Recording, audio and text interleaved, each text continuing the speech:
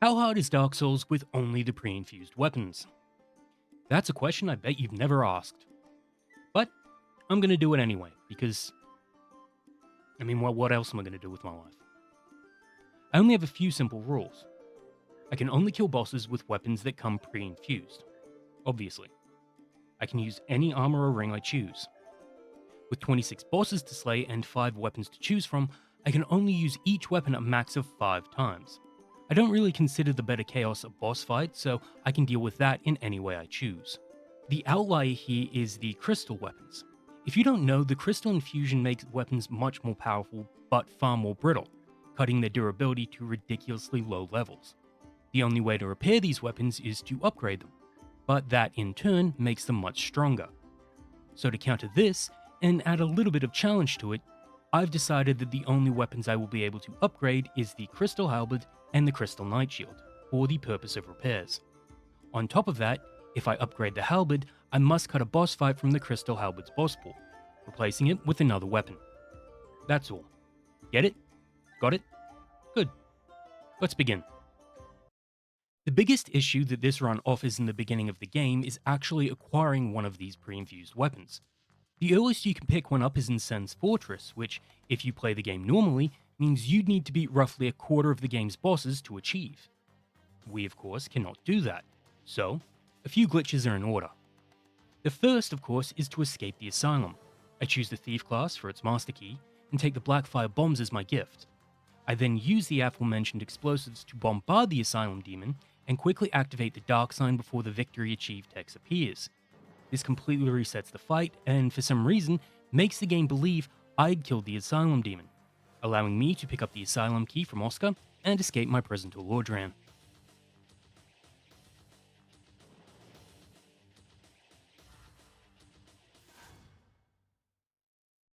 Upon reaching Firelink Shrine, I drop down the elevator shaft to pick up the stash of Lloyd's talismans, then make the trek through New Londo into the Valley of the Drakes, picking up the Red Tearstone Ring as well. At the parish, a second glitch is required. This one is infamous to anyone who's addicted to these games. Basically, you need to park yourself between the third stone post on this staircase and a hollow, parry said hollow, and let the magic happen. Now this may sound extremely simple, and I suppose to competent people it would be, but I, unfortunately, am not competent. I attempted this nearly a dozen times, sometimes dying due to failed parries, and sometimes being teleported off the staircase entirely. But eventually, after losing my mind once or twice, the game finally took pity on me, allowing me to sneak through into Sen's Fortress. And yes, I killed this hollow here, but technically, the bandit knife is infused with bleed, so I didn't actually break the rules, did I?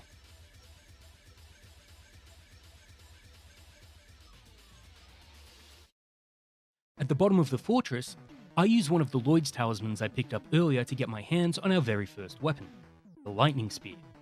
There's really nothing much to say about these weapons, as infusions don't actually change movesets, so I'll just say this. This is a spear that does lightning damage. That's cool. But picking it up means that the bosses can start to fall, and what better boss to show off the Lightning Spear on than the Iron Golem. I use the crossbow hollow to get myself into Red Tearstone range, enter the arena, and take the fight right to the Golem's ankles. The Iron Golem has incredible physical defense and relatively solid lightning defense, but pairing the damage boost I have from the ring with how quickly the spear allows me to jab at him, and the Golem quickly finds himself teetering before he even knows what's going on. But the game obviously didn't want me feeling good about myself, so it decided to place an invisible platform 15 feet off the edge of the bridge for the Golem to brace himself on. Though ultimately that didn't really matter.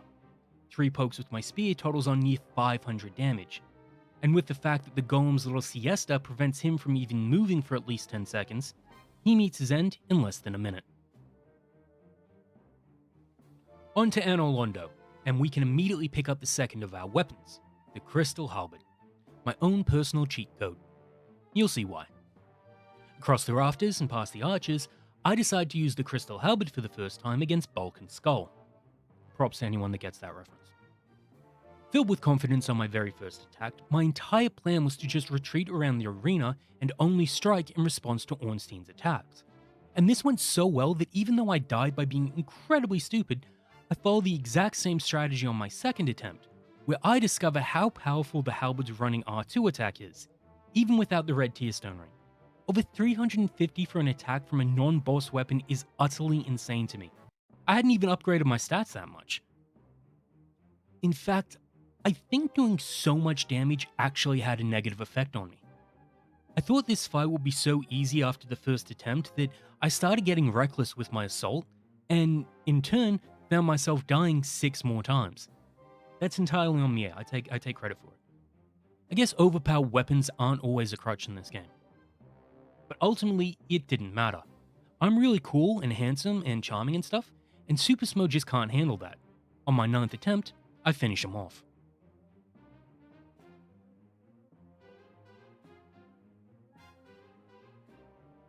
Before leaving Anor Londo, I take the secret fireplace door to nab the third weapon of the run, the occult club. I have even less to say about this than every other weapon in the game, mostly because after all these years, I still have no idea how occult damage works and why this thing sucks so bad. But now, it's time for a real challenge, the stone gargoyles. I whip out the lightning spear once more due to the gargoyles' mediocre lightning defense, and yep, this entire fight took 31 seconds. Shocking. I Sparta kick Lautrec down to Blighttown for his ring, then head down myself to take on Quelaag. Now, for some reason, I've always thought that Quelaag was super weak to lightning, so once more, I decided to poke her. Aggressively. I mean in a violent way, not... you know what I mean. But surprisingly, the damage drop-off compared to the gargoyles was absolutely staggering. Now, it's not like 90 damage makes this fight impossible. In fact, I've always felt that the Spider Lady was one of the less challenging boss fights in Dark Souls 1, especially as a melee character, considering it's so easy to avoid her attacks by hugging her shoulders. So, low damage makes this fight more tedious than it does tough. On top of that, the spear's simple R1 combo of jab, jab, jab means that the relatively low damage per hit builds up fast. Catching her in one of her lava burps allows me to get off at least 4 solid hits while she's stationary, and this takes out entire chunks of her health bar with 0 chance of a response. It's an extremely easy fight. In fact, the only exciting part was the near-death experience I had right before the end.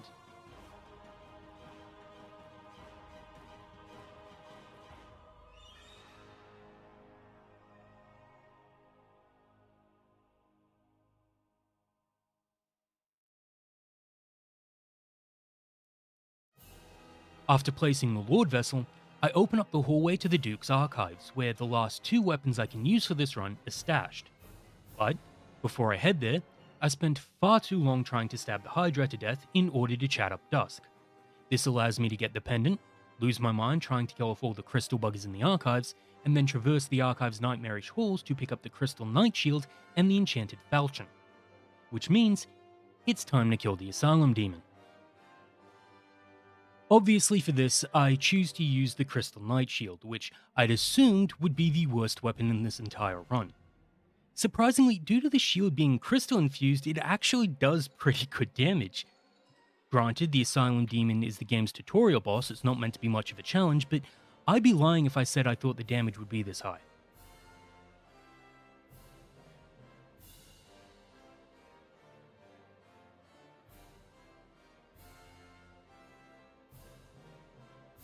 In preparation for the run, I had made a list of what weapons I thought would work on what bosses, and first on the list for the Occult Club was the Stray Demon. While it's pretty easy to lure the Stray into the endless loop of its butt splash attack, which opens it up for a good 2 or 3 hits, the flaming hot fart gas is much harder to avoid in the Stray's small arena. Because of this, I made the decision to swap the club out for the Enchanted Falchion due to its far superior attack speed. My reasoning being that if I was cutting up the Stray's health bar faster, the Stray would have less opportunities to fart on me. Which makes sense, right? Well, it proved to be the right decision in hindsight. What is bad though, and you will probably notice it in many of the boss fights in this run, is that my depth perception is absolutely terrible. The amount of hits I would miss standing right in front of this bastard's fat fucking stomach is embarrassing. I need glasses or something.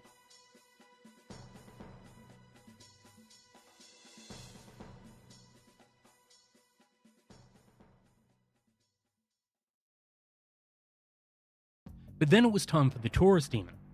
I decided to whip out the shield again, thinking that even if there was some damage drop-off in comparison to the Asylum Demon, I could cut this fight in half by doing the jumping attack off the ramparts.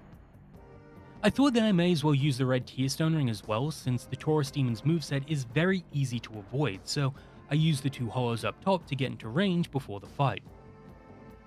And the damage was not actually as good as I thought it'd be. It was still fine, but I thought I'd do a little more than what I did. Thankfully, I was still hitting nearly 150 for two-handed R1 attacks, which means that anyone who has ever complained about shields only sucks. Yeah, I'm calling you all out. I'm not actually, it gets really hard later on. I would have whipped the Taurus Demon on the first try, but apparently the Taurus Demon has a magical force field around his legs that drains your health out of nowhere for God knows whatever reason. But, with any anxiety about my damage output gone, I went in for a second time, following the same strat to do a diving attack, but instead healing right after, just in case the Invisible Man turned up again. This was the way. Yes, my damage was far worse overall, but without the risk of dying in one hit, I could allow myself to take a few more risks. This turned out great for me, and no bullshit, went down without a hitch.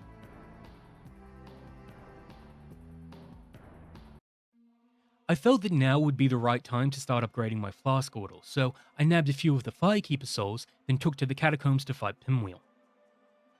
Being that the Necromancer is famously easy, I thought he would be a pushover with the Crystal Knight Shield, and Well, that was unexpected. I did not in a million years expect my damage to be that bad. Thankfully, the biggest advantage Pinwheel has in this fight is his Spectres. And since they go down in one hit regardless of what I'm using, this fight still isn't that much of a battle. Obviously the fight takes far longer, but I think we'd all rather take the extra time to clear out the Spectres than have to deal with a bunch of them throwing fireballs around. I will say though, this fight took so long that Pinwheel ended up doing something that I honestly had no idea he could do. He spawned a half a dozen of his clones at once. I'm not kidding, I did not know that that could happen. It didn't matter though. They aren't buffed in any way, so I could just run around and smack them. So I still beat Pinwheel on my first try. I'm just amazed that there was a fun Pinwheel fight to be had in this game. Masko the Mother, by the way. I had no intention of fighting Nito yet, but I did take the time to grab the Seance String before heading up to the surface. Now for the first actual occult club fight, I went after the Moonlight Butterfly. As I said prior, I have no idea how occult damage works in this game. I still don't quite understand who's weak against it. And yes, I could figure this out by doing 5 minutes of research, but hey, it took me 6 months to make this fucking video, alright? I'm lazy as shit. The Butterfly is a very straightforward fight. You dodge magic as need be until it lands on the bridge.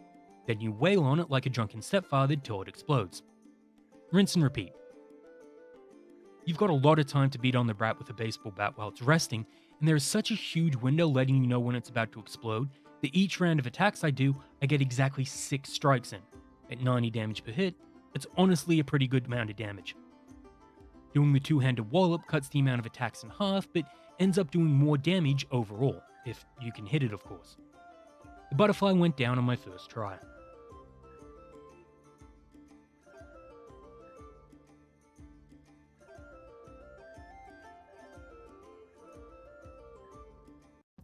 Next came Sif. With how often she will leap away from you and slow down the fight, I thought that the Falchion's high attack speed would act as a sort of counterweight. I do lots of damage quick, I shorten the fight. I shorten the fight, Sif has less opportunity to run off. Make sense? Apparently Sif was not a fan of this strategy because she was dead set on avoiding me the entire fight. I would chase her across the entire arena, only for her to immediately jump away as soon as I reached her. Now the Falchion did its job though. I mean, I'm already at the point where I can't break 100 damage with a single strike, but with how fast the Falchion is, 3 strikes is the equivalent of 1 with any other weapon. And I can't really complain about that.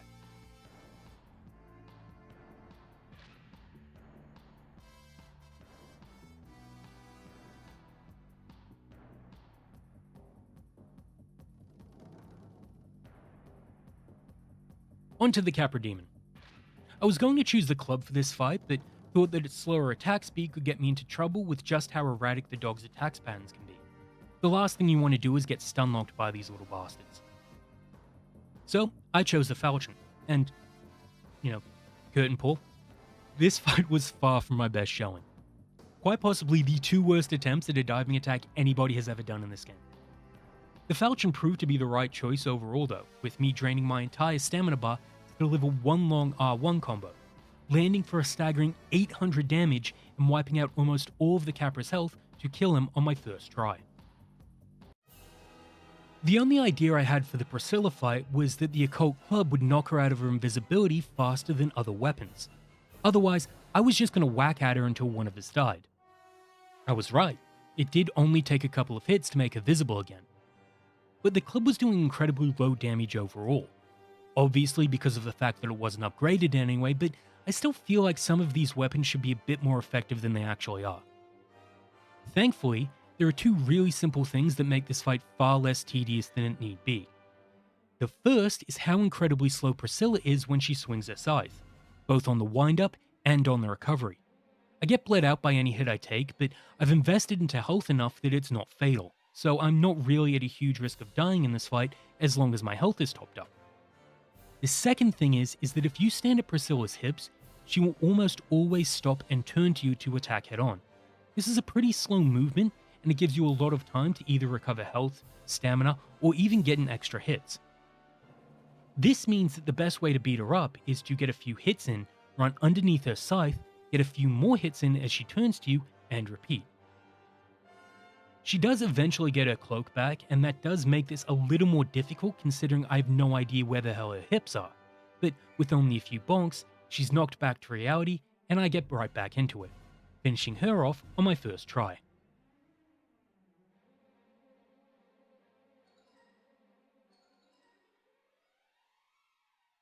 So it's back to Anor Londo, and then I go after Gwendolyn with my club as well. And that was a fucking terrible idea. Gwendolyn, for whatever reason, had decided to be an utter prick today, starting to teleport way before I even got within striking distance, meaning I was spending most of my time chasing the little shit and not putting a whooping on that ass. And on the rare occasions where I got to him before he would start teleporting, the club was so damn slow that I'd be lucky to get more than one hit in. It literally looked like a Hanna-Barbera cartoon with how often my attacks would just go straight through him. It actually felt, even though I knew this was true, like Gwendolyn was faster than usual in this fight. Maybe I'm just getting old, I don't know. Considering I took off my armor in the hopes that I'd become faster, I think that's probably the case. But on my second attempt, Gwendolyn was much more passive, allowing me to get to the nearer pillars and regain my stamina before he tried to pull a Houdini. And since that's really the trick to this fight's success, I followed through and won on the second attempt.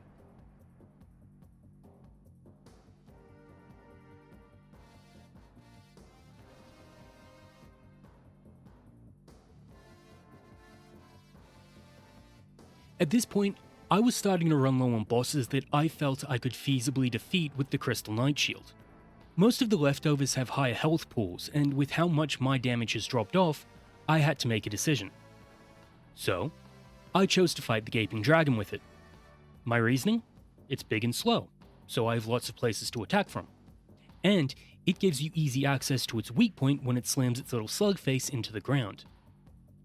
I tried to focus solely on the weak spot, but the dragon has about 4600 health, and I was only hitting its nose for about 70 damage, meaning that if I solely focused on the dragon's weak point, I'd need to hit it about 70 times, give or take. So, obviously, I cannot do that. So I had to hit the absolute fuck out of its body, which was hitting for less than 50 damage.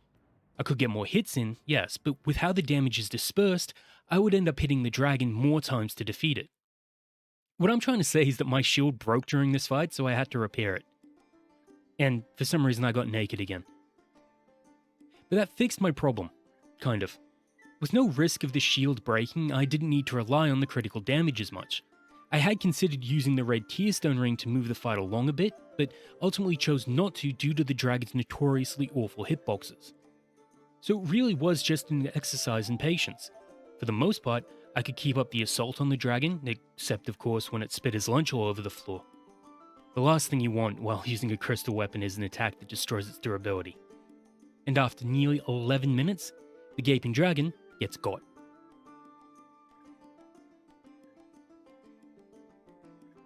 As for the Ceaseless Discharge, it really is the perfect way to finish off the Crystal Shield's boss pool. I took a risk with the red Tearstone ring because I wasn't sure what my damage would be, and I cheesed him. Easiest fight of the run, by far. For the Fire Sage, I followed the same plan as I did with the Stray Demon. Bait out his butt attack, go all choppy choppy on his big fat belly. I actually find this fight easier than the Stray Demon for whatever reason. I'm assuming it's just the arena. No matter, he went out like a total scrub. Following him is the Centipede, and I immediately died to the lava. Second attempt, I made over to the patch of volcanic rock on the right side, and immediately found myself in an endless cycle of getting whomped on over and over and over. Thankfully, by this point, I put enough points into health and stacked my flasks enough that I could consistently heal up. I'd chosen the Falchion, and that was definitely the right choice, as one 4-hit combo allows me to cut off the Centipede's tail, which I then quickly killed off for the Charred Ring, which came in use because I immediately died to a giant fireball and had to fight it again. So for the third attempt, I just hung out in the middle of the arena and fought the Centipede head on, something I very rarely do. I actually think I prefer this fight in this way, not only because of how much more space you have to move, but because it makes the fight look so much more epic. In fact, this might be the best arena in the entirety of Dark Souls 1. Beating the shit out of an unholy monstrosity while flames lick your legs is just a cool sight to behold. You can't say it isn't. But it also did make me realize something. Now, correct me if I'm wrong, but I feel like this Centipede is limited in its moveset when you're on the rocky patch around the corner. It probably was just RNG, but when you're out in the open, the Centipede's much more likely to do the grab and its Go-Go Gadget Extendo Arm attack. These are by far the most frustrating attacks for me to avoid, and unfortunately, I die for a third time. So on the fourth attempt, I moved back to the patch of rock in the hopes that the Centipede wouldn't do this, and I was kind of right. It only did the Extendo Arm once and never did the grab at all. Maybe I'm right about its moveset. This alone makes the fight so much easier in comparison that if I'd upgraded the Falchion, I would have finished the fight in less than a minute. Then I fisted the Bed of Chaos, which is a weird sentence. While clearing out the ghosts in New Londo, the Crystal Halberd finally gets into risky territory. Now, I still had some durability left to it, so I more than likely could have taken on the 4 kings with it, but I wasn't certain how much damage I would be doing to the kings themselves, and the last thing I wanted was the halberd breaking entirely in the middle of the fight. So, I decided to upgrade it here, repairing its durability and giving it a slight boost. In the 4 kings fight itself, I went in solely with the intention of going 1-to-1 with the 4 kings. The best thing about the halberd's moveset is that it has a similar poke to the spear, which allows me to build up insane damage against enemies that are more or less stationary. That's really what controls this fight. Poking one of the kings for over 300 damage in itself is excellent, but being able to do it a half dozen times in quick succession is an absolute godsend.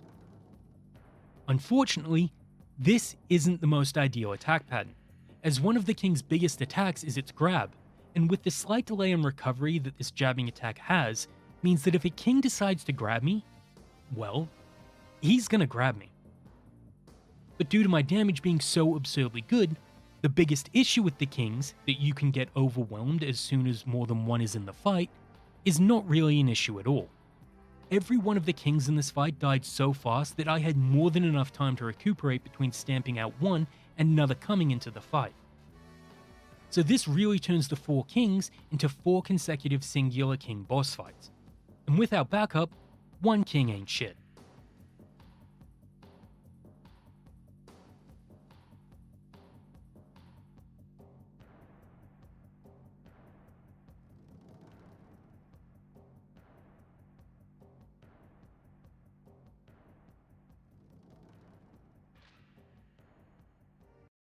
Back to the archives, I head down into the Crystal Caves to give Seath a shock. His weakness? Lightning, baby. So, of course, for the Betrayer, I planned on giving him a free session of acupuncture. This fight is extremely straightforward. You stab his fucking stomach, that's it. Now, one of the walking clams did manage to sneak into the arena with me, but it's well known that Seath hates seafood so much that the sheer sight of it makes him vomit. That works out in my favour, as the clam never poses a threat to me, being bathed in a vile stream of frozen crystal light. There's a pretty constant risk of being cursed, but thankfully, despite getting within literally milliseconds of it killing me, I somehow managed to survive. I think this is the first time in probably 5 playthroughs where I wasn't cursed on this fight. Sometimes the gods are on your side. Apart from his crystal breath, none of Seath's attacks actually pose a threat when I stand right in front of him. His claws reach too far beyond me, his tail can't hit me. He's basically a giant pincushion flailing his arms like a child. What a bitch. He just has to sit there and take it. Seath goes down without any hassle. On to the Tomb of the Giants, where Nito makes his abode. This was the boss I decided to take out of the Crystal Halberd's boss pool, replacing it with the Enchanted Falchion. Because, honestly, this run has made the Enchanted Falchion one of my favourite weapons in the entirety of the game. It just feels cool to do death by 1,000 cuts to nightmare creatures. What great fun. The most enjoyable aspect of the Falchion in this fight, though, is in how it also helps deal with the ever-reviving skeletons. The animation on the Falchion's attack, despite being incredibly fast, is also a surprisingly wide arc that hits almost everything directly around me. This means that even if I focus solely on Nito, any of the skeletons that try to gang up on me get cut up too. It's literally a 2 birds with 1 stone situation. I can also tank Nito's fart explosion as well, which the skeletons cannot, so I think Lord of the Dead is kind of on my side in this one. So with his gang squad basically useless, the nightmare that is the Nito fight is little more than a bad dream, and he gradually loses his health to my blade until he is little more than a pile of bones at my feet, retiring the Enchanted Falchion in the process. On to the DLC. For the Sanctuary Guardian, I chose the Lightning Spear, in the hopes that it would counter the Guardian's speed. It's sub 50 damage per hit. You would think that I would choose to activate the red Tearstone ring. But you must understand, I have zero confidence that I could beat any of the DLC boss fights without being hit. I'm just not that good. And honestly, the boost wouldn't be that much, so it's not worth the payoff. So I have to make this work. I can get in a couple of hits each time the Guardian takes a rest, which helps, but for the most part, this fight is just dodge like your life depends on it and then go for broke at any opening. Thankfully, 3 hits with the spear can briefly stagger the Guardian, if only for a second. And while that may not seem like much, it does offer me a second to retreat and start gaining stamina before the Guardian retaliates. It isn't the most exciting of fights, but it really is one that tests the fundamentals of Dark Souls 1, since the Guardian's moveset is so fast and can stagger you so easily that any single mistake can be your end. Thankfully, this didn't prove to be an issue. It only took 2 attempts, one to get a feel of what I can do and in what situation, and then one to claim the Guardian's hide.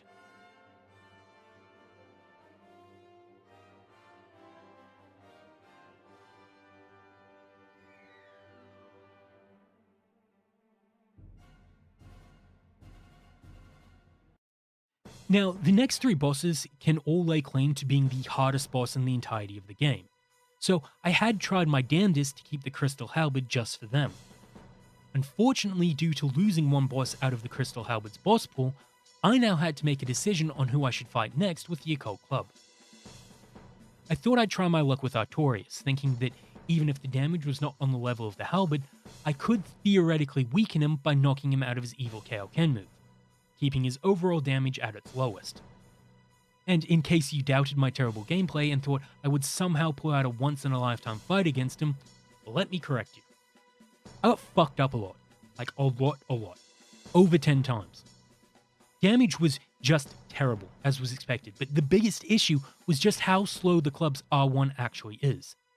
With many, if not most weapons, I can easily get 2 hits in, but not the club.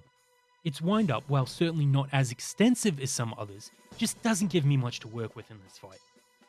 And considering I'm as greedy as a pig, I'm going to constantly try to get that extra hit in, and that's always going to cost me. So I need to either get good or use the Crystal Halberd. I'm too lazy to get good. So the halberd it is. And of course, it does 5 times the damage of the club. Granted, I can still only get a single hit in 90% of the time, but 5 times the damage? Come on, it's fucking far easier. Before I know it, Artorias has lost 75% of his health bar. I almost get obliterated after Artorias draws in that purple stuff, but somehow it only puts me into red Tearstone range, and just for fun, I tried to test it. 500 damage a hit. Come on, this thing is unfair. And before you mention what I said about the red Tearstone ring before, I actually got hit and barely survived somehow. I probably never should have used it. Artorias went out with a whimper. I decided to try the club on Manus just to see if it... Nope, I'm not good enough to make this work. So, it's Calamite for the Occult Club. I was actually doing less damage to Calamite than I was to Manus, but Manus has some of the most frustrating attack combos in the entirety of the game, and while Calamite has shit hitboxes, he really only does 1 or 2 attacks at a time. Also, with the arena being much bigger and Calamite having several attacks that create separation, I thought that I would have a lot more room to breathe with him than I would with Manus. So that's what I did. I chose not to use the red Tearstone ring again, mostly because of how easy it is to get whipped when you're 10 feet away from the dragon. And thank God I chose not to, because I got hit an insane amount of times, more than anyone would think is normal. Despite the damage being utter garbage, there's a lot of openings to get in 2 or 3 hits, like when Calamite goes up on his hind legs. And while it's still not the best damage in the world, it's better than nothing. I can't complain. The most frustrating part is in how often I miss these shots though. Most of the time when Calamite does his little whiny baby stomps, I can hit him, but he can turn right into me and make me miss a hit. This, in turn, means I get the long recovery window and raises the chance that I get fucked up. And even if I don't get hit, I panic roll like nobody's business, so I rarely have the stamina to attack more than once. It's my own fault, I know, but it's still an issue. I got hit so many times in this fight that I genuinely thought I'd run out of Estus before I'd taken half of the dragon's health bar. So I started using Humanities to heal myself when I had breathing room, and saving the rest of my Estus for the risky situations. Calamite's health did slowly drip away though. It's just that it took a really, really, really long time. By the time I had slain him, I looked over at OBS and noticed that I'd been fighting Calamite for over 16 minutes. Possibly the longest single boss fight in the entirety of my time playing Dark Souls. I'm genuinely amazed at that. It only took me 1 full attempt to do it too. I'm pretty proud of that. Now well, 2 bosses to go. Now, even though Manus is extremely tough to a casual like me, I actually had no fear at this point. I had the Crystal Halberd's final use, so that meant my damage would be the highest possible I could do. On top of that, I picked up the pendant to counter his magic attacks, so as long as I kept my cool, I felt I had all the advantage. And fuck me was that easy. My usual attack pattern for this, no matter what the weapon, is to just strike Manus' hand when he slaps down on the ground. It's really easy to avoid and extremely easy to punish. But with the halberd having a poke as its 2-handed R1, I can sometimes get in 2 hits. That racks up 700 damage. That's a lot of damage, alright? That's a lot of damage. The Crystal Halberd is a fucking cheat code, alright? I know I said that earlier, but it bears repeating. Now usually Manus takes me a few tries for me to beat, alright? He's just one of those bosses that I always lose muscle memory on, but for this run, it only took 2. It should have taken 1, but I made a massive misstep and got destroyed by a wave of magical bullshit. But all in all, this was by far the easiest Manus fight I think I will ever do. And that means there's only Gwyn to go. Now, for this fight, the only weapon I had left was the club, and while I had beaten a couple of hard fights with it, Gwyn was another story. Gwyn to me is by far the hardest boss on the main game, if you choose to fight him one-on-one. So, to bend the rules a bit, I did something else. I used the Crystal Shield too. Not to do damage, to parry. I thought that while it wasn't technically allowed, it also technically wasn't against the rules. So that's what I did. And it worked. Gwyn's kind of a joke if you never let him get the upper hand. I'm not the greatest at parrying him, but I put on the giant stone set to counter his ability to stagger me, and thankfully, that choice worked perfectly. The Occult Club was so bad at dealing damage that the critical part of the parry and riposte never actually showed the amount of damage I was doing. All I know is that it's roughly a single segment of his health bar. That's it. And yes, that is kind of anticlimactic, but hey, this run took nearly 30 hours. I'm due some respite.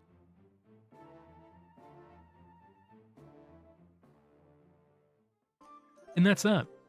Dark Souls with only the pre-infused weapons. Honestly, this was one of the most fun runs I've had since I started doing challenge runs. It made the harder bosses easier, and some of the easier bosses much harder, which in itself makes the game I've played nearly 50 times feel fresh to me. That's just something I love about these games, there's always a new way to play them.